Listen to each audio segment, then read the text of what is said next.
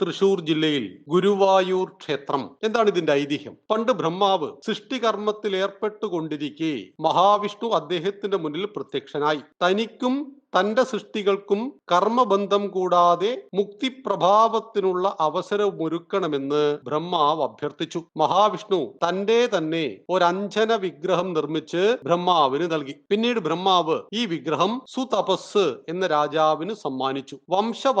വർധനയ്ക്കായി ഭഗവാനെ പോലൊരു പുത്രനെ വേണമെന്നാവശ്യപ്പെട്ട് സുതപസ്സും പത്നിയും വളരെ വർഷങ്ങളായി മഹാവിഷ്ണുവിനെ ഭജിക്കുകയായിരുന്നു. വിഗ്രഹം കിട്ടിയ ശേഷവും അവർ ഭജനം തുടർന്നു. അവരുടെ പ്രാർത്ഥനയിൽ സംപ്രീതനായ ഭഗവാൻ അവർക്ക് മുന്നിൽ പ്രത്യക്ഷപ്പെട്ട്, ഞാൻ തന്നെ നിങ്ങളുടെ പുത്രനായി 4 ജന്മങ്ങളിൽ അവതരിക്കാം, അപ്പോഴെല്ലാം നിങ്ങൾക്ക് ഈ വിഗ്രഹം പൂജിക്കാനുള്ള ഭാഗ്യമുണ്ടാകുമെന്നും അറിയിച്ചു. മാതാപിതാക്കൾ നിത്യപൂജ ചെയ്തിരുന്ന വിഗ്രഹം അവരുടെ കാലശേഷം ശ്രീകൃഷ്ണ ഭഗവാൻ ദ്വാരകയിലേക്ക് കൊണ്ടുപോയി. ഒടുവിൽ ദ്വാപരയുഗത്തിന്റെ അന്ത്യത്തിൽ ഭഗവാൻ സ്വർഗാരോഹണത്തിനൊരുങ്ങുമ്പോൾ ശിഷ്യനായ ഉദ്ധവരോട് ഇങ്ങനെ പറഞ്ഞു: ഇന്നേക്ക് 7-ാം നാൾ ദ്വാരക സമുദ്രത്തിനടിയിലാകും. അതിൽ ദ്വാരക മുഴുവൻ നശിച്ചു പോകും. എന്നാൽ 4 ജന്മങ്ങളിൽ ഞാനും എന്റെ മാതാപിതാക്കളും പൂജിച്ച പരമ പവിത്രമായ വിഗ്രഹം മാത്രം അതിൽ നിന്ന് രക്ഷപ്പെട്ട് തിരമാലകൾക്ക് മുകളിൽ പൊങ്ങിക്കിടക്കും.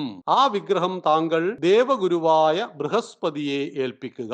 ഭഗവാൻ പറഞ്ഞതുപോലെ ദ്വാരക 7-ാം നാൾ സമുദ്രത്തിനടിയിലായി. ഉദ്ധവരുടെ നിർദ്ദേശപ്രകാരം ബൃഹസ്പതി എത്തിയ വിഗ്രഹം കടൽ വെള്ളത്തിൽ ഒഴുകി നടക്കുന്നത് ദേവഗുരു കണ്ടു. ഉടനെ വിഗ്രഹം എടുക്കുവാൻ ബൃഹസ്പതി ശിഷ്യനായ വായുദേവനെ വിളിച്ചു. ഇരുവരും കൂടി വിഗ്രഹം കരയ്ക്കെത്തിച്ച് പ്രതിഷ്ഠിക്കാൻ ഉചിതമായ സ്ഥാനം തേടി ഭാരതം മുഴുവൻ യാത്ര ചെയ്തു. ഗുരുവും വായുവും ചേർന്ന് പ്രതിഷ്ഠ നടത്തിയപ്പോൾ ഗുരുവായൂർ എന്നറിയപ്പെട്ടു.